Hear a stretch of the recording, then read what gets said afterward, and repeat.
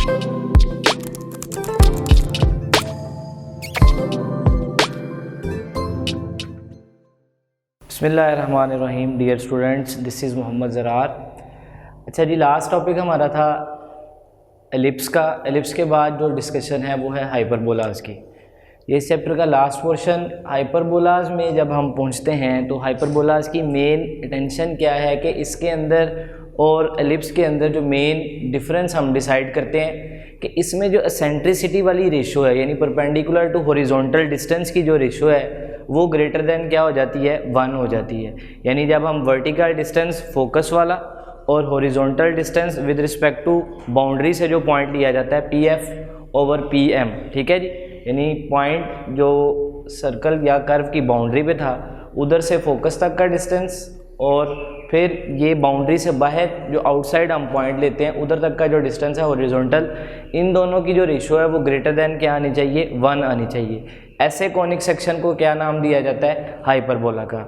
General equation या standard equation of hyperbola almost ellipse जैसी है, लेकिन उसमें डिफरेंस क्या है। वहाँ पे इक्वेशन थी x² over a² plus y² over b² equals to 1। यहाँ पे उस प्लस को हमने रिप्लेस कर दिया किसके साथ, माइनस के साथ। x² over a² minus y² over b² equals to 1 meets the x-axis at point with y equals to 0 and x equals to plus minus a। यहाँ से डिफरेंस स्टार्ट हो जाता है किसके दरमियान, एलिप्स और हाइपरबोला के दरमियान। एलिप्स में हमारे पास क्या था कि उस केस में आप एक्स एक्सिस को भी इंटरसेक्ट करते हैं और वाई एक्सिस को भी इंटरसेक्ट करते हैं। एक्स एक्सिस के अलोंग अगर आपकी बाउंड्री ज़्यादा है या वॉल्यूम ज़्यादा है तो एक्स एक्सिस आपकी मेजर एक्सिस बन जाती थी, और एक्स एक्सिस पे जिन पॉइंट्स पर आप कट करते हैं ग्राफ को वो आपके बन जाते थे वर्टिसेस। फिर इसी तरह वाई एक्सिस के अलोंग अगर आपके एलिप्स का वॉल्यूम कम था तो वाई एक्सिस आपकी बन जाती थी माइनर एक्सिस। माइनर एक्सिस के अलोंग जो आपके पॉइंट्स आते थे B उनको हम कहते थे कोवर्टिसेस, ठीक है जी।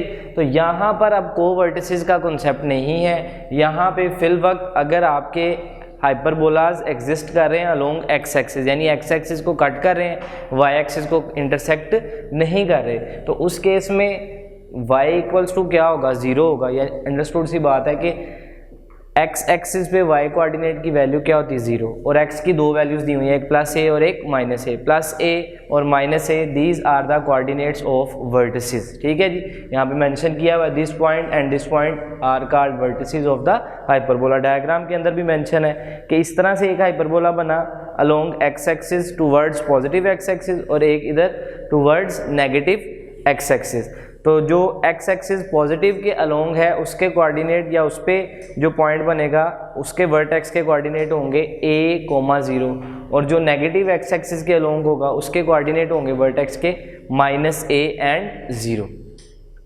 फिर हमारे पास जो लाइन ज्वाइन करती है किसको, दोनों वर्टिसेस को, दोनों वर्टिसेस को मिलाने वाली लाइन हमारे पास क्या कहलाती है, A' से A तक या A से A' तक। इसको हम नाम देते हैं जी हाइपरबोला की ट्रांसफर्स एक्सिस का, ठीक है जी।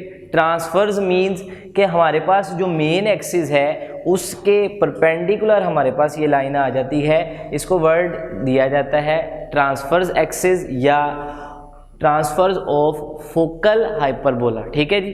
दोबारा देख लें, A' से A तक या A से A' तक दोनों वर्टिसेस को जो लाइन ज्वाइन करती है उस डिस्टेंस को, उस लाइन सेगमेंट को क्या नाम दिया जाता है, ट्रांसफर्स और फोकल एक्सिस ऑफ हाइपरबोला। और जब हम बात करते थे एलिप्स की, उसमें इस लाइन को हम क्या नाम दे देते थे, मेजर एक्सिस का, ठीक है जी।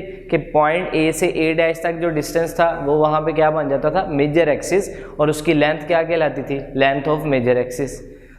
इसी तरह the line segment joining the point B and B'। अब B और B' का कॉन्सेप्ट वहाँ पे जो था वो माइनर एक्सिस के अकॉर्डिंगली था, लेकिन यहाँ पे B और B' पॉइंट एग्जिस्ट नहीं कर रहे होते किसी भी रियल एक्सिस पे, ना x पे और ना ही y पर। इनको हम इमेजिनरी पॉइंट्स कंसिडर करते हैं और इनको मिलाने वाली जो लाइन है उस लाइन को हम वर्ड दे देते हैं कॉन्जुगेट एक्सिस का। अगर आपकी मेजर एक्सिस या focal axis of hyperbola x axis के अलोंग है। तो ये बात आपने याद रखनी है कि जो आपकी कॉन्जुगेट एक्सिस होगी वो वाई एक्सिस के पैरेलल कहीं पर चल रही होगी। पॉइंट से मेंशन है, एक पॉइंट है 0, b और दूसरा पॉइंट है 0, -b। अगर इसी एलिप्स की जो हाइपरबोला की शेप है वो अलोंग वाई एक्सिस चली जाती है तो फिर क्या होगा, फिर हमारे जो line segment focal axis of hyperbola के कोऑर्डिनेट्स हैं वो आ जाएंगे हमारे पास 0, a एंड 0, -a, और जो हमारे पास कॉन्जुगेट एक्सिस के कोऑर्डिनेट आ जाएंगे वो b, 0 एंड -b एंड 0। इस चीज़ का आपने ख़ास ख्याल रखना है कि हमारी फोकल एक्सिस कौन सी है या फोकल ट्रांसफ़र एक्सिस कौन सी है और कॉन्जुगेट एक्सिस कौन सी है। हमेशा याद रखें कि अगर आपका हाइपरबोला का ग्राफ जो है वो एक्स एक्सिस को कट कर रहा है तो एक्स एक्सिस को मिलाने वाले जो 2 पॉइंट्स होंगे उनकी लाइन ज्वाइनिंग हमारे लिए फोकल एक्सिस ऑफ हाइपरबोला के नाम से याद रखी जाती है, और जो उसके परपेंडिकुलर आएगी लाइन इमेजिनरी पॉइंट्स के लिहाज से उस लाइन को हम क्या कहते हैं, कॉन्जुगेट एक्सिस। अब इसी तरह हमारे पास नेक्स्ट जो है वो डिस्क्रिप्शन दी गई है सेंटर की, कि हाइपरबोला के केस में सेंटर कोऑर्डिनेट किस तरह से निकाले जाते हैं। ये ऑलमोस्ट सेम है एलिप्स की तरह, कि एलिप्स में आप क्या काम करते थे कि फोकस के जो दोनों कोऑर्डिनेट्स होते थे उनका मिड पॉइंट ले लेते थे, ठीक है। यहाँ पे हम क्या करते हैं कि जो दोनों वर्टिसेस हैं दोनों वर्टिसेस का मिड पॉइंट ले लेते हैं। तो दोनों वर्टिसेस का जब मिड पॉइंट लेंगे, अंडरस्टूड बात है, एक वर्टेक्स पॉजिटिव सेंस में होगा, एक नेगेटिव सेंस में, एक 2 है तो एक -2 है। जब उनका मिड पॉइंट लिया जाएगा, y कोऑर्डिनेट है 0, वो ऑलरेडी 0 आ जाएगा, और x कोऑर्डिनेट एक -2 है और एक +2 है, -2 + 2 0 हो गया, 0/2 आंसर 0 आ गया। यानी इस केस में और एलिप्स के केस में हमारे पास जो मिड पॉइंट्स आते हैं या जो सेंटर आते हैं वो क्या आ जाते हैं, 0, 0 आ जाते हैं। इस वजह से ये दोनों डायग्राम्स एलिप्स और हाइपरबोलास ये दोनों एक्सिस के अलोंग हमेशा क्या कंसिडर की जाती हैं, सिमेट्रिक डायग्राम्स कंसिडर की जाती हैं, ठीक है जी। कि जितना ये पॉजिटिव एक्स एक्सिस के अलोंग शिफ्ट किया होता है उतना ही नेगेटिव एक्स एक्सिस के, और जितना ये पॉजिटिव वाई एक्सिस के अलोंग शिफ्ट किया होता है उतना ही नेगेटिव वाई एक्सिस के अलोंग ये डायग्राम्स कंसिडर की जाती हैं। फिर पैरामेट्रिक फंक्शंस या पैरामेट्रिक इक्वेशंस, हर एक कोनिक सेक्शन का अपना अपना एक पैरामेट्रिक फंक्शन एग्जिस्ट करता है। हाइपरबोला के केस में पैरामेट्रिक फंक्शंस क्या हैं, x = a secant theta and y = b tangent theta. ये दो ऐसे इक्वेशंस हैं जो कि हाइपरबोला की स्टैंडर्ड इक्वेशन को क्या कर जाती हैं, सेटिस्फाई कर जाती हैं। इन इक्वेशंस को हम नाम देते हैं पैरामेट्रिक इक्वेशंस ऑफ हाइपरबोला का। नेक्स्ट क्या चीज़ है, the lines do not meet the curve but distance of any point on the curve from any of the two lines approaches 0, such lines are called asymptotes of curve।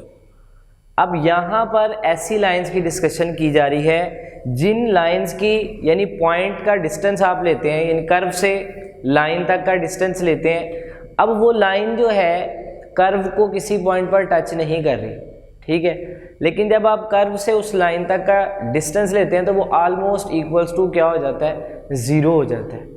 100% 0 के equal नहीं होता, approximately equals to 0।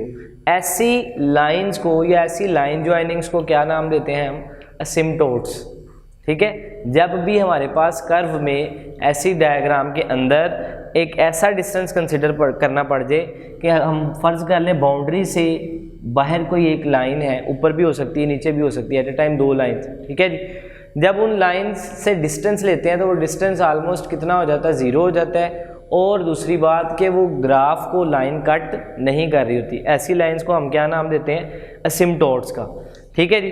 अब इसी तरह MCQs में क्या चीज़ पूछी जाती है, जैसे यहाँ पे मैंने पूछा हुआ है कि डायग्राम आपको बनी बनाई आ गई, ठीक है जी। इसमें अब पॉइंट भी मेंशन है, ठीक हो गया, और लाइंस भी मेंशन है। आपने यहाँ पे फ़र्ज़ कर लें कि जिस तरह यहाँ पे पूछा गया है कि distance between line m and this curve, तो अब अंडरस्टैंडिंग क्या है कि ये डिस्टेंस कितना होना चाहिए, अप्रॉक्सीमेटली इक्वल्स टू 0, क्योंकि यहाँ पे बात किसकी की जा रही है, असिम्प्टोट्स की, ठीक है जी। इस वजह से जब आप पहले ऑप्शन सारी चेक करते हैं तो यहाँ पे मेजर कॉन्सेप्ट कैलकुलेशन नहीं है, मेजर कॉन्सेप्ट है कि आपको डायग्राम के अकॉर्डिंगली अंडरस्टैंडिंग है या नहीं कि एसिम्पटोट्स का डिस्टेंस तो होता ही कितना है, अप्रोक्सीमेटली इक्वल्स टू 0। तो हम 0 वाली ऑप्शन पे क्या कर देंगे, क्लिक कर देंगे। ठीक है जी। इसी तरह यहाँ पे नेक्स्ट मेंशन किया हुआ है एलिप्स और हाइपरबोला के अंदर जो एक सिमेट्री पाई जाती है। Ellipse and hyperbolas are called central conics because each has a centre of symmetry. ये वर्ड आपने याद रखना है, ये अक्सर पूछा जाता है। सेंट्रल कोनिक्स, सेंट्रल कोनिक्स में कौन कौन सी कैटेगरी है, हमारे पास एक एलिप्स है और एक हाइपरबोला। उसकी वजह क्या है, both are symmetrically defined, X axis के अलोंग भी और वाई एक्सिस के अलोंग भी प्रॉपरली मैनेजेबल डायग्राम होती है, इक्वली डिस्ट्रीब्यूटेड डायग्राम होती है, जिसकी वजह से through out the axis, x axis के अलोंग और वाई एक्सिस के अलोंग इनकी सिमेट्री क्या रहती है, मेंटेन रहती है, जिसकी वजह से हम इन दोनों सेक्शंस को क्या कहते हैं, सेंट्रल कॉनिक्स का वर्ड यूज़ किया जाता है। तो ये वर्ड आपने याद रखना है, अक्सर ये वर्ड पूछा जाता है। नेक्स्ट, अब एमसीक्यूज़ में मज़ीद चेक करते हैं कि क्या क्या चीज़ें एमसीक्यूज़ में पूछी जाती हैं और किस तरह से पूछी जाती हैं, कौन कौन सी डिस्क्रिप्शन उसमें हो सकती है और कौन सी नहीं हो सकती। अब देखें, डायग्राम आपको दो तरह की मेंशन है, एक एक्स एक्सिस के लॉन्ग है और एक वाई एक्सिस के लॉन्ग है। इसकी दो तरह की एग्जिस्टेंस हो सकती है। क्यों? क्योंकि इसमें हमारे पास जो फोकल एक्सिस है वो या तो एक्स एक्सिस होगी या वाई एक्सिस। तो पहली डायग्राम की हम बात करते हैं और साथ पैरेलल दूसरी डायग्राम।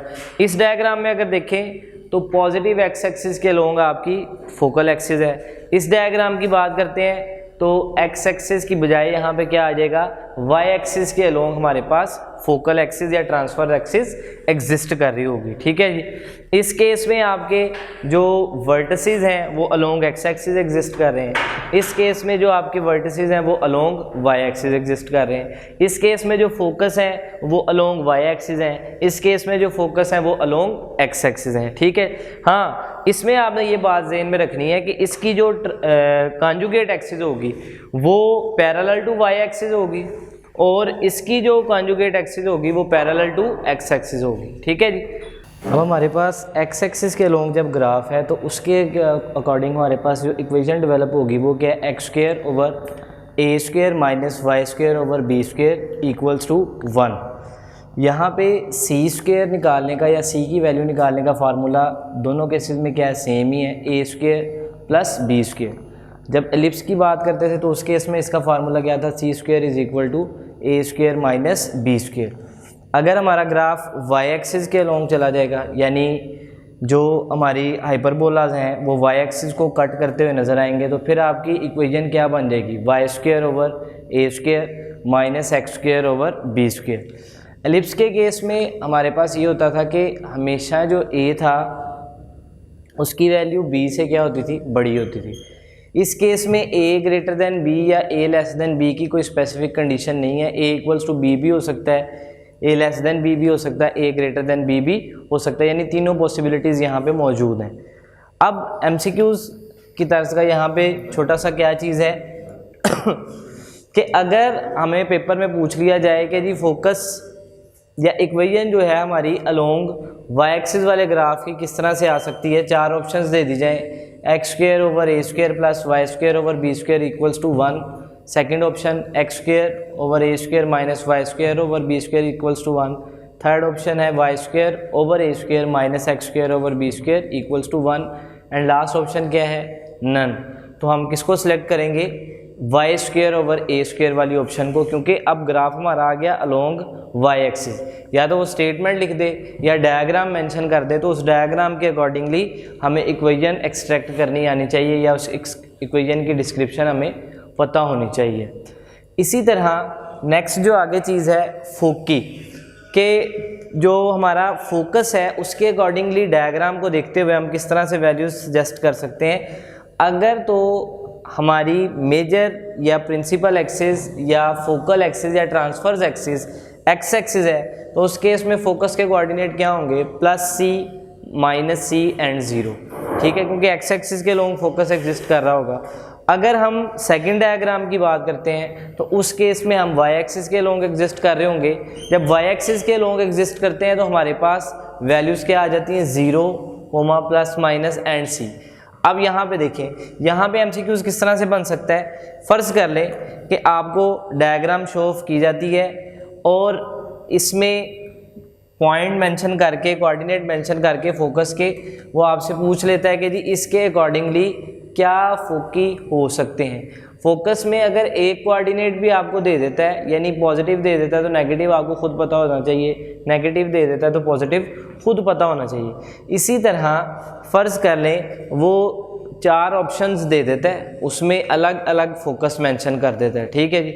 आपने ये चेक करना है कि डायग्राम को कौन सा फोकस जो है सेटिस्फाई कर रहा है। तो बड़ा इजी है, या तो गिवन जो इक्वेशन है उसमें वैल्यूज सब्स्टिट्यूट करके वहाँ से वैल्यू निकाली जा सकती हैं, ठीक है जी, या उसको सेटिस्फाई कर सकते हैं। दूसरी चीज़ ये है कि फोकस के अकॉर्डिंग आप डायग्राम को मेंशन करते हैं। डायग्राम अगर बिलफर्ज 2 ही केसेस होने डायग्राम के, इसमें या लॉन्ग एक्स एक्सिस या लॉन्ग वाई एक्सिस, उसके अकॉर्डिंगली आप ऑप्शंस को क्या कर सकते हैं, डिसाइड कर सकते हैं।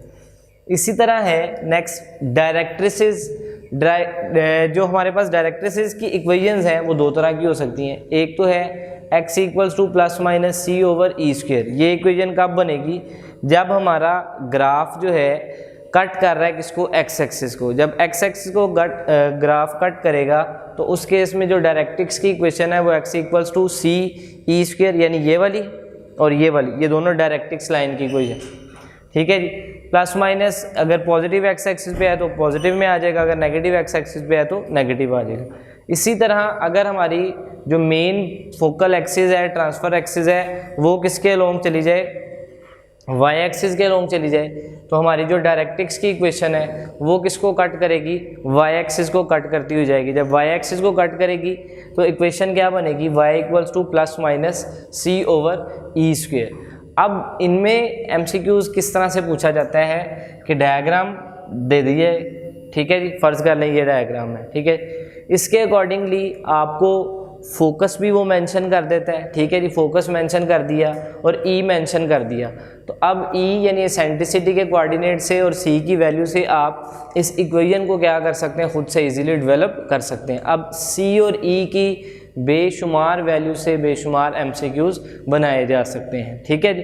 इस चीज़ का आपने ख़ास ख्याल रखना है। और सी बेसिकली किसके इक्वल होता है, यहाँ पे हम इस चीज़ को जैसे सजेस्ट करते हैं कि सी बेसिकली इक्वल होता है ए इंटू ई के। तो अगर हमारे पास सी और ई की वैल्यू में से कोई एक वैल्यू दी हो और साथ हमें क्या दिया हो, ए दे दिया जाए, ठीक है जी, तो हम ई की वैल्यू इजीली निकाल सकते हैं। इसी तरह अगर हमें ए और ई की वैल्यू दी हो तो हम सी भी निकाल के इन तरह की जो डायरेक्ट्रिक्स की इक्वेशन है उनको इजीली डेवलप कर सकते हैं, ठीक है। Next transverse axis. Transverse axis या तो एक्स एक्सिस की इक्वेशन होगी या वाई एक्सिस की इक्वेशन होगी। अगर हम पहले डायग्राम की बात करते हैं तो इसमें क्या है, हमारा ग्राफ कट कर रहा है किसको, एक्स एक्सिस को, तो जो ट्रांसफर्स एक्सिस है वो एक्स एक्सिस है। एक्स एक्सिस के केस में इक्वेशन क्या होती है, वाई इक्वल्स टू 0। सेकंड की अगर बात करें तो हमारा ग्राफ कट कर रहा है किसको, वाई एक्सिस को, उस केस में हमारी जो मेजर या ट्रांसफर्स एक्सिस या ट्रांसफर्स फोकल एक्सिस जो है वो वाई एक्सिस है, ठीक है जी। और वाई एक्सिस के केस में इक्वेशन क्या हो जाती है, एक्स इक्वल्स टू 0। वर्टिसेस जो हैं, वर्टिसेस अगर फर्स्ट डायग्राम की बात करते हैं, ग्राफ इंटरसेक्ट कर रहा है किसको, एक्स एक्सिस को, उस केस में जो हमारे वर्टेक्स के कोऑर्डिनेट आएंगे वो प्लस माइनस ए कोमा 0 आ जाएगा। और सेकंड केस की अगर हम बात करते हैं तो ग्राफ इंटरसेक्ट कर रहा है किसको, वाई एक्सिस को, ठीक है जी। उस केस में जो पॉइंट्स आएंगे वर्टेक्स के वो क्या हो जाएंगे, 0 कोमा प्लस माइनस ए। अब यहाँ पे एमसीक्यूज में मज़ीद क्या चीज़ पूछी जा सकती है आपसे, वो फ़र्ज़ कर लें आपको ये डायरेक्ट्रिक्स की इक्वेशन दे देता है, ठीक है। डायरेक्ट्रिक्स की इक्वेशन दे के यानी सी ओवर ई की वैल्यू दे के आप इन सी और ई की वैल्यू से क्या निकालेंगे, सबसे पहले ए निकालेंगे। ए निकालने का मतलब क्या है, वर्टेक्स निकालेंगे। उस वर्टेक्स से आपको पता चल जाएगा कि हमने किस डायग्राम के अकॉर्डिंगली एमसीक्यूज को क्या करना है, सिलेक्ट करना है, ठीक है जी। और सेंट्रिसिटीज़ में इसके लिए स्पेसिफिकेशन है कि इसकी सेंट्रिसिटी की वैल्यू ग्रेटर देन 1 रहती है, चाहे अलोंग एक्स एक्सिस हो चाहे अलोंग वाई एक्सिस हो, ठीक है जी, क्योंकि इसकी स्पेसिफिकेशंस ही यही हैं कि इस केस में सेंट्रिसिटी 1 रहती है और जो एलिप्स का केस है उसमें सेंट्रिसिटी 0 और 1 के दरमियान रहती है, और जो हमारा पैराबोला है उसमें सेंट्रिसिटी कितनी होती है 1 होती है, और सर्कल के केस में सेंट्रिसिटी कितनी हो जाती है 0 हो जाती है। लास्ट थिंग, सेंटर के कोऑर्डिनेट्स कैसे निकाले जाएंगे, हमेशा वर्टिसेस के मिड पॉइंट्स ले लेंगे। वर्टिसेस के जब मिड पॉइंट लिए जाएंगे तो दोनों दफ़ा में आपका आंसर क्या आएगा, ओरिजिन ही आएगा, यानी 0 0, because it is central conics because के हर तरह से एक्सिस के लिहाज से सिमेट्रिक डायग्राम है। जितनी पॉजिटिव एक्स एक्सिस के लॉन्ग होगी डायग्राम के अंदर एक्सटेंशन, उतनी ये लॉन्ग नेगेटिव एक्स एक्सिस के लॉन्ग भी डिस्क्रिप्शन में दिखाई देगी। इसी तरह अब यहाँ पे मज़ीद इसके अंदर क्या एमसीक्यूज़ पूछे जा सकते हैं। डायग्राम अगर आपको अच्छे तरीके से अंडरस्टैंड करनी आ गई तो सी दे दिया जाए, ई दे दिया जाए, ए निकाल सकते हैं, ए दे दिया जाए, बी दे दिया जाए, आप सी निकाल सकते हैं, ठीक है जी। तो ये एक चेन से दूसरी से तीसरी चीज़ जब आपको निकालनी आ जाती है तो फिर इस तरह से उसके अंदर किसी भी किस्म की डाइवर्सिटी एमसीक्यूज़ में दे दी जाए तो हम इजीली उसको क्या कर सकते हैं, पिक कर सकते हैं।